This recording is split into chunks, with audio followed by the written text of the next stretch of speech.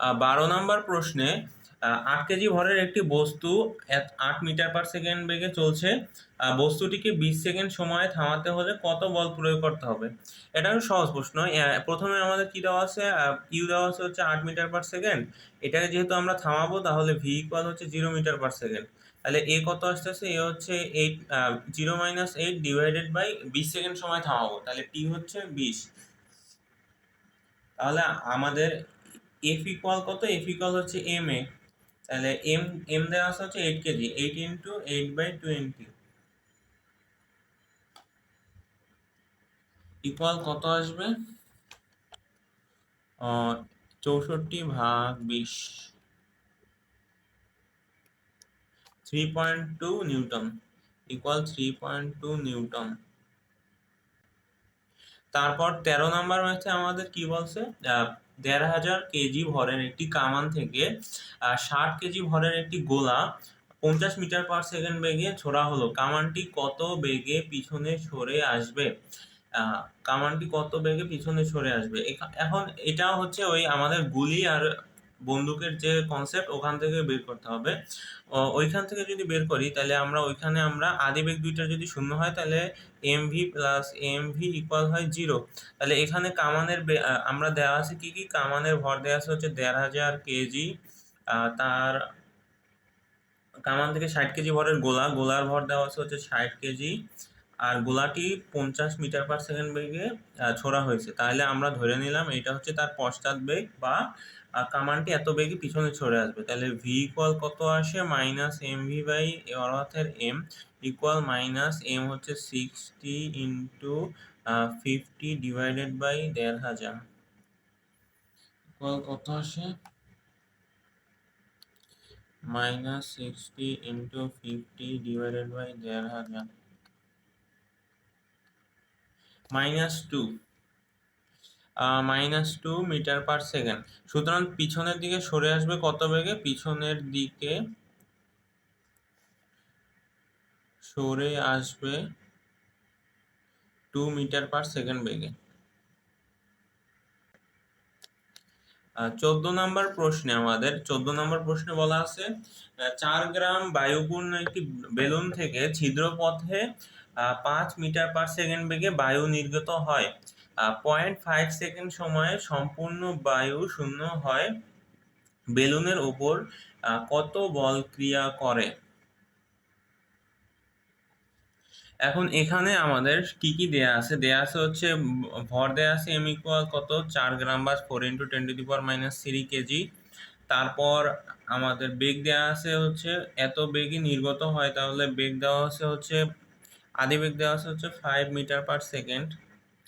আর আমাদের দেওয়া আছে হচ্ছে সময় দেওয়া আছে টি ইকুয়াল 0.5 সেকেন্ড। এখন বেলুনটা কি হয়েছে? 0.5 সেকেন্ড পরে সম্পূর্ণ বায়ুশূন্য হয়ে গেছে। তাহলে বায়ুশূন্য হওয়ার পর তার বেগ কত হবে? বেগ হবে 0।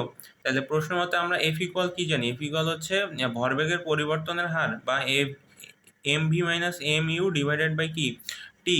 তাহলে এম দেওয়া আছে 4 × 10⁻³ ভি হচ্ছে 0 মাইনাস ইউ হচ্ছে 5 ডিভাইডেড বাই টি হচ্ছে 0.5।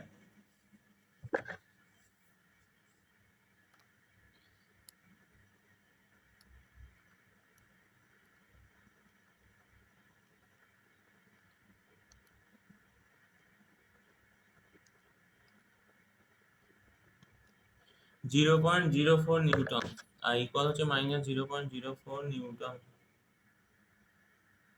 15 নম্বর ম্যাথে আমাদের কি দেখা আছে যে 70 কেজি ওজনের একজন বিমান ছত্র ব্যবহারকারী সমবেগে নিচের দিকে নামছে।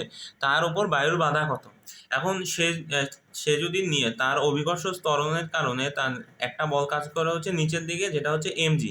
এখন সেই নিচের দিকে এই বলটা কাজ করে, আর উপরের দিকে বা অভিকর্ষ ত্বরণের বিপরীত দিকে কাজ করতেছে কি? বায়ুর বাধা, যেটাকে আমরা ধরলাম হচ্ছে এফ। এখন এই দুইটা লব্ধি এমজি মাইনাস এফ, এইটাই হবে তার লব্ধি ত্বরণ বা লব্ধি বল যদি ধরি এম এ। তাহলে এখান থেকে আমরা কি পাই যে এফ ইকুয়াল কত? M G plus M A. এখন এম জি এম এ হচ্ছে 0, কারণ এ ইকুয়াল হচ্ছে 0, যেহেতু বস্তুটা কি সমবেগে যাচ্ছে, তাহলে এ ইকুয়াল 0, তাহলে এফ ইকুয়াল কি আসতেছে mg। এখন এম কত, 70, আর জি হচ্ছে 9.8, তাহলে mg মান কত আসতেছে 17 × 9.8 ইকুয়াল হচ্ছে 686, ইকুয়াল হচ্ছে 686 নিউটন। 16 নম্বর ম্যাথে আমাদের 2.5 কেজি ভরের একটি হাতুড়ি 5 মিটার উঁচু থেকে একটি পেরেকের উপর পড়লো এবং 1/10 সেকেন্ড সময় স্থির হলো। পেরেকের উপর কত বল প্রযুক্ত হলো? এখন 5 মিটার উপর থেকে বা কোনো একটা পেরেক যদি মাটিতে পড়ে, তাহলে 5 মিটার উপর থেকে নিচে পড়লে ধরলাম যে আমরা আদি অবস্থানে বেগ ছিল 0, তাহলে শেষ অবস্থানে মাটিতে পড়ার পূর্ব মুহূর্তে বেগ কত হবে? v² equal u² plus twice gh, বা আমাদের ভি ইকুয়াল হবে √0² প্লাস 2 জি দেওয়া আছে হচ্ছে 10 h হচ্ছে 5, তাহলে আমাদের ভি কত আসতেছে?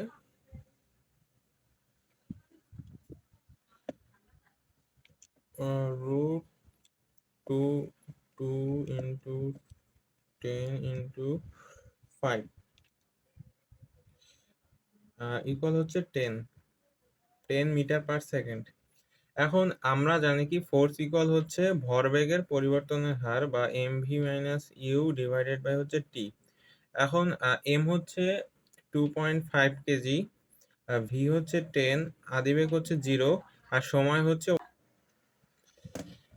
তাহলে আমাদের মান কত আসতেছে? 2.5 × 10 ডিভাইডেড বাই 0.1 ইকুয়াল হচ্ছে 250, তাহলে 250 নিউটন।